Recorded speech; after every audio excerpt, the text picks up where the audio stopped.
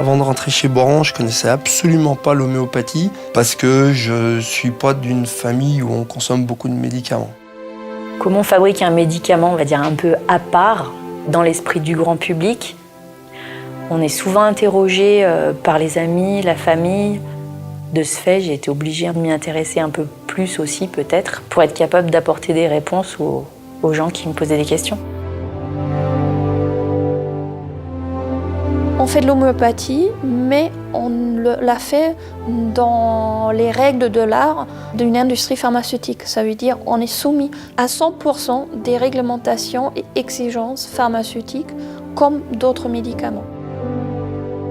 On a intérêt de ne pas oublier qu'on fabrique du médicament et c'est quelque chose que je rappelle aux équipes régulièrement, mais qui nous est rappelé aussi dans bon nombre de réunions par nos responsables.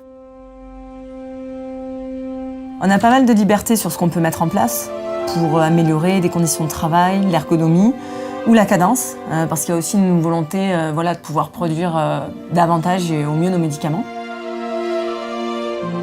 J'ai pas moi le sentiment qu'on me met la pression.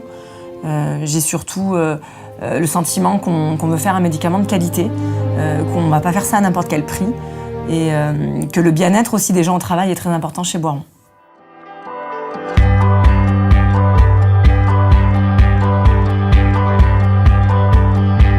L'entreprise Boiron n'est pas une entreprise lambda, elle a une image qui est quand même orientée vers l'art. Ça m'a accroché le cœur, cette entreprise, pour ça. Je trouve que c'est une entreprise qui laisse la place à l'expression. Je suis devenu entraîneur, pourquoi? Parce qu'entraîneur, ça demande à connaître parfaitement la technique, le sport, ça demande aussi une grosse connaissance de l'humain. Manager, c'est exactement la même chose. Il faut maîtriser l'aspect technique, il faut maîtriser les personnes qu'on encadre et il faut faire en sorte que cette somme puisse faire progresser le service. Pour moi, la compétence première ou la qualité, c'est l'écoute. L'écoute et arriver à, en une poignée de main, un regard, savoir comment va la personne. C'est être disponible, c'est savoir prendre une décision, c'est faire en sorte que chacun trouve sa place dans l'équipe et contribue à fabriquer nos médicaments dans les meilleures conditions.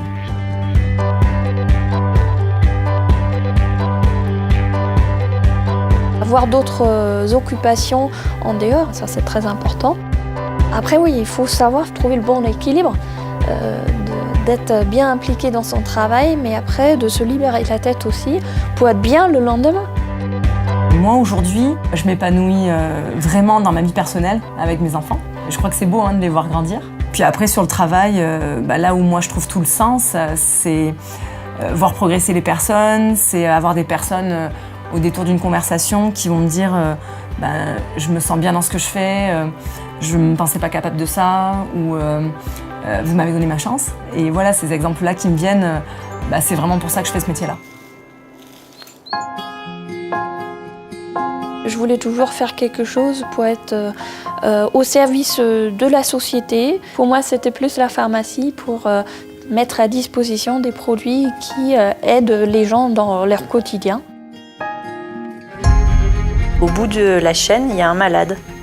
Un malade ou un bébé qui a mal aux dents. Ou un bébé, c'est fragile. Quelqu'un qui est malade, c'est fragile.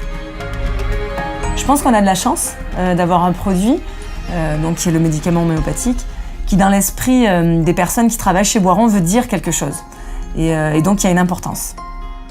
Pour moi, il y a une valeur indirecte et qui est commune, qui est de faire du bien. Et pour moi, c'est important de travailler sur un produit qui fait du bien à la personne qui le prend.